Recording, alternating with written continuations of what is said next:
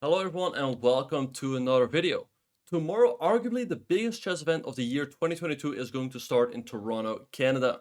The finals of the Chess.com Global Championship. The best 8 players will fight it out and decide who will become the first Chess.com Global Champion, which is arguably the same as being the World Chess Online Champion.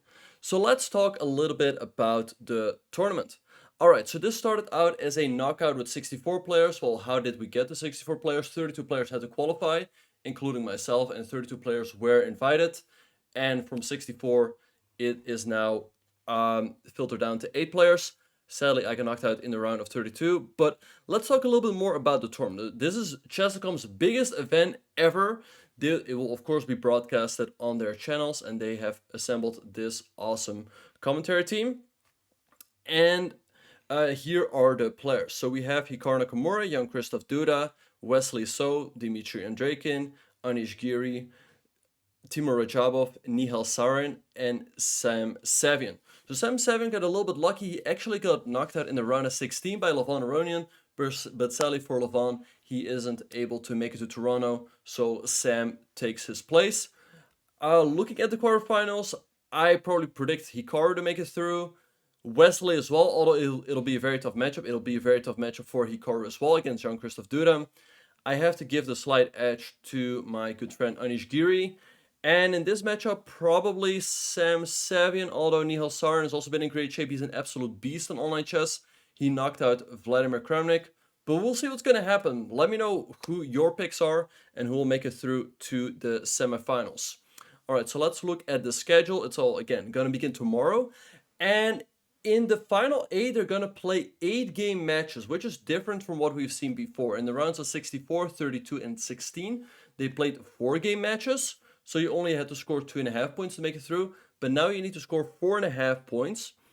And they'll play the first half of the match on the first day and then the second half of the match the day after. So let's say you win all the games, then you're very close to making it through. But not quite yet. So it's going to be very interesting. You know, you can be in great shape on the first day, but maybe be in less good shape on the second day. So we'll see who this is going to favor. And also what's very interesting is that this event has been approved by FIDE as a hybrid event.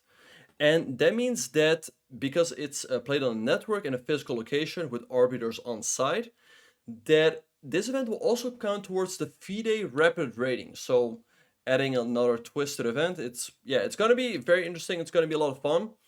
Let's talk a little bit about why you should watch. Again, Chess.com has their broadcast. I'll do some commentary on Hikaru's channel, so feel free to check that out as well. But it'll be a live show, and I think the last time they did this was in 2019 for the Pro Chess League, which I also played in with my team, the St. Louis Archbishops, who managed to win the year. He received a picture from the team of China, and it was definitely a fun experience. It's going to be different in Toronto because the live finals in San Francisco, there was a live audience. They'll not be allowed in Toronto. Only the players will be allowed in the playing area and some arbiters to make sure that fair play is in place. All right, also, again, this is Chess.com's biggest event ever. The winner will get $200,000.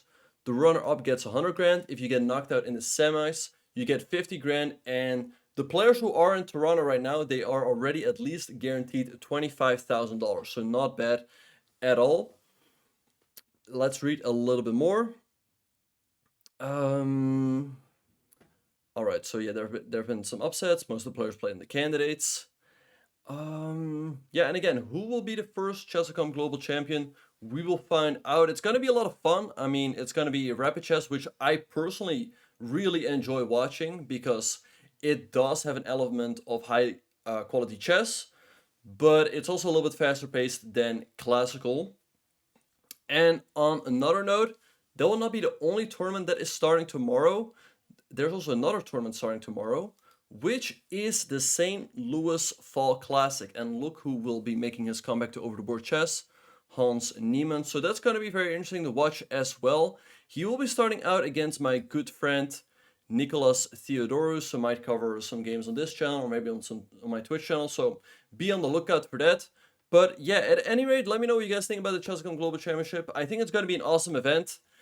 And yeah, I just look forward to seeing what you guys think. Again, I think probably if Hikaru makes it through against Duda and against Wesley, or he has a very good chance of potentially going all the way.